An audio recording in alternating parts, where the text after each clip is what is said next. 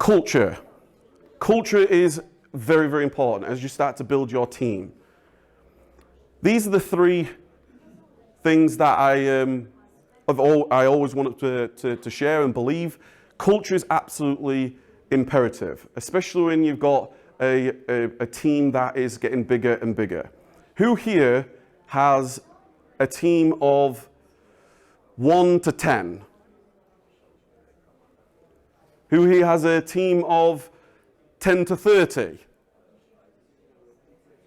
Who's got more than 30 people in their team? You win. I think we're all business owners here and we're all managers here. Culture is very, very important. When you start to have a team, and one of the things that it's been amazing to see being at Global Sellers, you can see the team here have a great culture. When the entire team came inside there and taking photos and smiling, that's because of the culture. It's very important to protect the culture. Keep people informed, keep people together, keep people inspired. You've got to, as the visionary, for those guys that are the visionaries, you've got to, and I'm sure you guys at Global Sellers did this is what we're going to do in the event. This is what we're going to achieve. We're going to have the best experience possible for everybody that turns up. That's inspirational. People want to get behind that.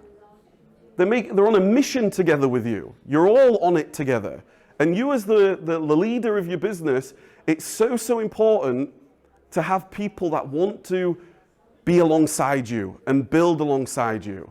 So if there's an emergency, you're going to have your team that, it doesn't matter what time of the day is, they will show up because they're invested. They want to be there. Whether it's late at night, early morning, weekend, they'll be there. But if you're disconnected, if you don't have a good culture and people, excuse my language, don't give a shit, then you're going to reach out for help as a leader and they're not going to answer. They're not going to answer your call. They're not going to come to work on a weekend. So you have to keep people informed. Let people know what's happening in your business. Let people know what's happening in the results of your business. Let people know the great things that happen in the business and the not so great things in your business. Because one of the things from a business owner point of view, you take a lot on your shoulders. Many times you'll shield your team from potentially some of the problems that you have. But your team are there to help.